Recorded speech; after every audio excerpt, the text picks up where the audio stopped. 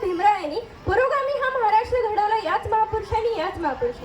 नमस्कार, माझे नाव गौरी नितीन मोरे, इयत्ता 8वी. माझ्या शाळेचे नाव जवाहरलाल हायस्कूल मंगळवेढा.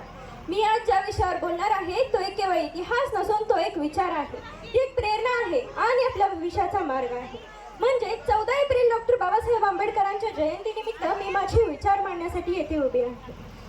महाराष्ट्र हे एक राज्य नसून ते एक विचारांची क्रांती आहे. ती आहे समतेची चळवळ, ती आहे उभं राहण्याची ताकद. महाराष्ट्र ही संत, समाजसुधारक आणि विचारवंतांची भूमी आहे. या भूमीत समतेचा आणि न्यायाचा मार्ग दाखवणारे 3 महान व्यक्तिमत्व म्हणजे शाहू फुले आणि आंबेडकर. या 3 महापुरुषांनी केवळ समाज बदलला नाही तर माणसाला माणूस म्हणून जगण्याचा अधिकार दिला. ज्योतिराव फुले हे नाव म्हणजे क्रांतीची सुरुवात. त्या काळात हा समाज अंधश्रद्धा, जातीभेद आणि अन्यायाच्या दलदलीमध्ये अडकला होता. तेव्हा फुलेंनी सत्यांची मशाल पेटवली. त्यांनी स्त्रियांसाठी पहिली शाळा सुरू केली, विधवांसाठी आश्रय उभारला, शेतकरी आणि दलितांसाठी त्यांनी आवाज उठवला आणि खरंच त्यांनी अज्ञानाच्या अंधारात ज्ञानाचा प्रकाश पेटवला. त्यानंतर येतात शाहू महाराज. जर फुले विचार होते तर शाहू महाराज कृती. त्यांनी फुल्यांचे विचार प्रत्यक्षात उतरवले. त्यांनी मागासवर्गीयांसाठी आरक्षण लागू केले, मोफत शिक्षण दिले, सर्वांना समान संधी दिली. त्या काळात हे टोकाचे निर्णय घेणं खूप धाडसाचं काम होतं, परंतु ते त्यांनी समाजाच्या भल्यासाठी ते केलं. आणि मग येतात डॉक्टर बाबासाहेब आंबेडकर, ज्यांनी केवळ महाराष्ट्र नाही तर संपूर्ण भारत घडवलं. गरिबी, अन्याय, अत्याचार सहन करत त्यांनी शिक्षण घेतलं आणि त्याच शिक्षणाच्या बळावर त्यांनी आज इतिहास घडवलं.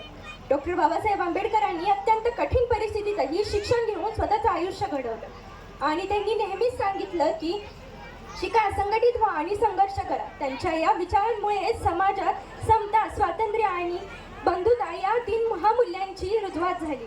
त्यांनी नेहमीच अन्यायाविरुद्ध आवाज उठवून सर्वांना सन्मानाने जगण्याचा अधिकार मिळवून दिला. भारतीय संविधानाचे शिल्पकार म्हणून त्यांनी सर्वांना समान हक्क दिले. मित्रांनो, जरा विचार करा, जर फुले नसते तर शिक्षणाची क्रांती झाली असती का? जर शाहू महाराज नसते तर सर्वांना समान हक्क मिळाले असते का?